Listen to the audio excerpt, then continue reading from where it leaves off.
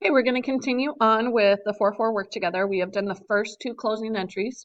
We've closed the income statement accounts that have credit balances, and then we've closed the income statement accounts that have debit balances. So our third closing entries, this is the one that's going to do two things at once.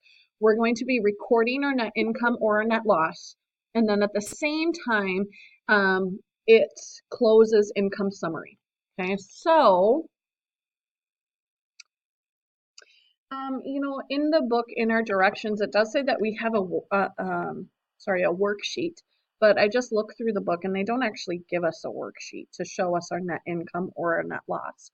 So we do have to make sure that we figure this out. So what we're going to do is we're going to be looking at two numbers. We're going to be looking at our income statement general credit and our income summary general credit and our income summary general debit. Okay, because the difference between these two is going to be our net income or our net loss, and it's also going to be the number that we use to close income summary. So I'm going to take my bigger number, which is my credit, and I'm going to subtract then my debit.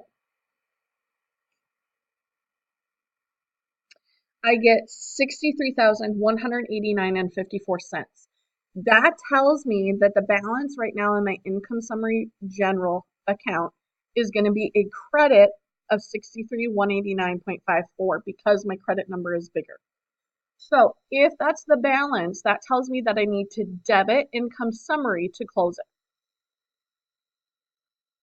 So income summary general, I'm going to debit to close it for that amount that we just found out, $63,189.54.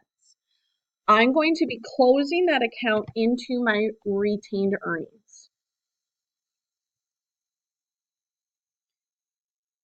So I'm going to credit that account for the same amount. Okay.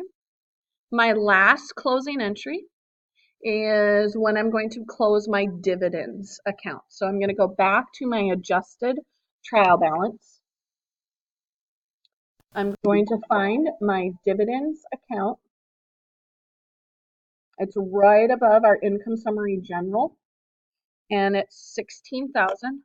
Sorry. So I'm going to be debiting my retained earnings for 16,000 and crediting to close dividends because dividends has a debit balance, so I need to credit it to close it for 16,000. Okay, so those are my four transactions. First, I close my income statement accounts that have credit balances. Then I close my income statement accounts that have debit balances. Then I close my income summary general, which also recorded net income or net loss. And then I closed my dividends account. That was the end of 4-4. You can now do the 4-4 on your own.